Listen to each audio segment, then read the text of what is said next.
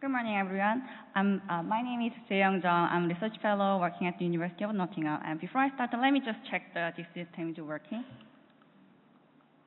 Okay, good. So it is working.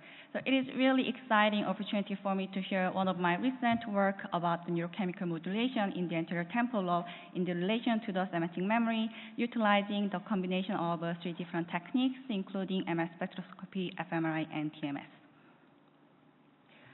So before I start, I'm going to give you a very brief introduction about the semantic memory. So as you are all aware of that, I believe, semantic memory is the collective knowledge about the world, including word, picture, language, and people, and etc., etc.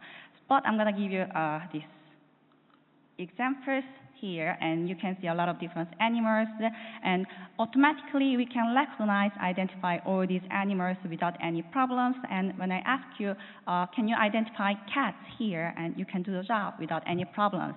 And even if the pictures next to the each cat have more visual similarity, especially in this case, and we can identify the rabbit is rabbit and cat is cat. And also if I give you another example here and ask you what is this hairless animal, and you can also say this is cat based on your semantic memory about the cat. So the purpose of the semantic memory is to allow us to recognize all different instances of a particular item and generalize to novel item novel instance of the novel item based on your semantic memory.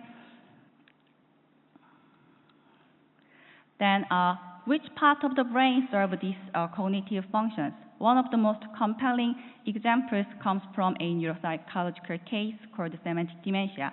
Patients with semantic dementia showed a severe impairment in the semantic memory, and when we look at their brain, as you can see, there is very focalized atrophy in the anterior temporal lobe.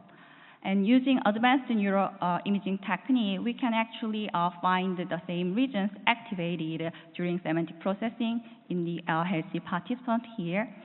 And also, using the virtual lesion approach by TMS, we can build a causal relationship between the brain and the semantic cognition.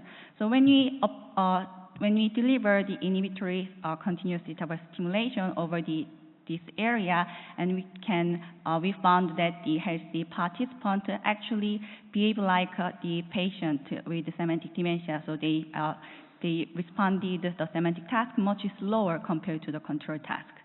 So all these studies provide converging evidence supporting that the anterior temporal lobe is a crucial region serving a representational hub in semantic memory function. Then what is the underlying neurochemical mechanism of this brain area? So I'm going to talk about the GABA. GABA is the major inhibitory neurotransmitter in the brain, and it plays a crucial role in shaping neural activity and the various cognitive functions. And using magnetic resonance spectroscopic technique, we can actually capture the GABA in vivo. So given the role of GABA in the human brain, there are a lot of studies that have a look at the relationship between the level of GABA and various cognitive functions in health and disease. So in our previous investigation, we investigated the role of GABA in this anterior temporal region using the combining the Fmri and MS spectroscopy. So semantic task activated brain regions related to semantic representation, including the frontal parietal area, as well as in the anterior temporal lobe. So in the anterior temporal lobe, we took MS spectroscopy, and the result looks like in the figure B here. And each peak represents a certain neurometabolite in the human brain, and then as you can see, GABA is over there. And we looked at the relationship between the level of GABA and the semantic task performance, as well as the task-induced neural activity. And the result shows that there is tight coupling between the regional GABA concentration and task-induced fMRI board signal. And more importantly, the level of GABA actually predicted the semantic task performance individually. So this study provides the evidence suggesting that the GABAergic action in the anterior temporal lobe is actually important in semantic representation. So based on our previous investigation, we took a step further and investigated the underlying neural mechanism of the short-term neuroplasticity caused by the CTBS in this brain area using the combination of the MRS, Fmri, and TMS. So CTBS is well-established inhibitory TMS technique, and the effect of the CTBS lasted over closely 1 hour after the stimulation.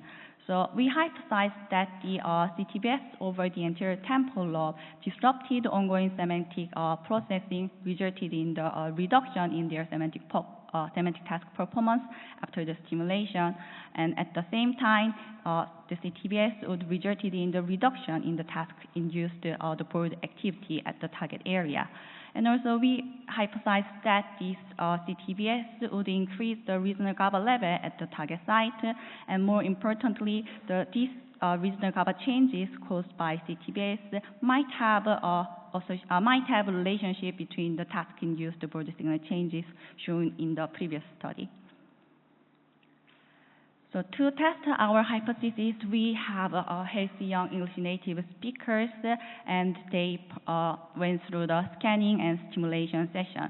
So before the stimulation, we acquired MS spectroscopy in the left anterior temporal lobe here, and vertex as a control site, and we measured the level of GABA in these 2 regions. And then they went through the task Fmri session. During the task Fmri, they performed 2 different tasks. So during semantic task, they saw the 3 pictures on the screen and asked to make quick judgment which button picture is more meaningly related to the target picture here. And this is a British version of a semantic task, so the answer is cow. The chair in this example is the milking stool in the English culture. And the control task, they performed the pattern matching task. In this study, they were asked to identify which button pattern is identical to the target pattern. And then they got out of the scanner, had CTBS over the left anterior temporal lobe and the vertex as a control site, and went back to the scanner and repeated over the session again. And here we compared the before and after the stimulation in the MS spectroscopy and the Fmri signal changes, as well as the semantic task performance changes. Okay, so in behavior, what we found here is a relatively weak CTBS inhibitory effect.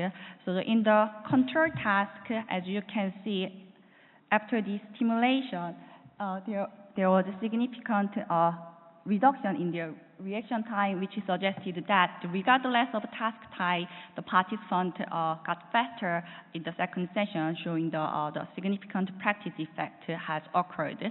And this practice effect also found in the control task here after the ATA stimulation. However, the ATA stimulation actually attenuated this practice effect in the semantic task, suggesting that the practice effect actually prevented by the inhibitory CTBS. And then semantic task activated the semantically related brain regions, and here we focused on the ATA activation.